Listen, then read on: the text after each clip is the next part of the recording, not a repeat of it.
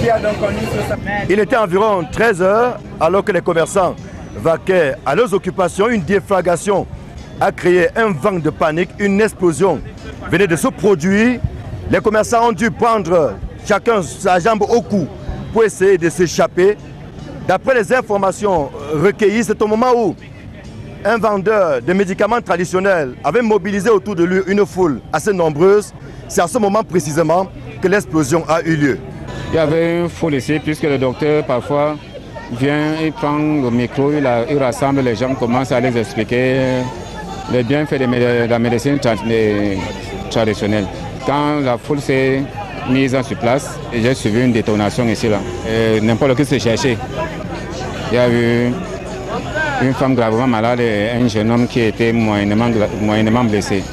Heureusement, il y a eu plus de peur que de mal. Le bilan affiche 2 blessés, dont une dame qui a été touchée au niveau de la jambe, tel qu'on peut le voir avec les traces de sang bien visibles ici.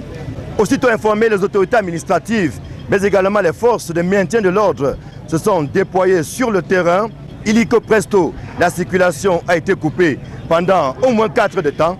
Le temps pour les éléments de la police de faire quelques prélèvements, notamment en termes d'indices, pour permettre la poursuite des enquêtes. Quand on a regardé la boîte, c'était une boîte en inox ou bien en fer, où à l'intérieur contenait les billes et les fragments d'autres fers. Donc ce sont ces fragments-là qui ont frappé la femme.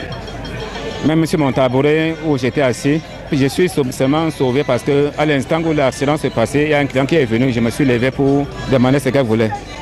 Mon tabouret a été fendu par les fragments de cette bombe-là. Et vous vendez quoi? Je vends les chaussures. Voilà le comptoir derrière vous.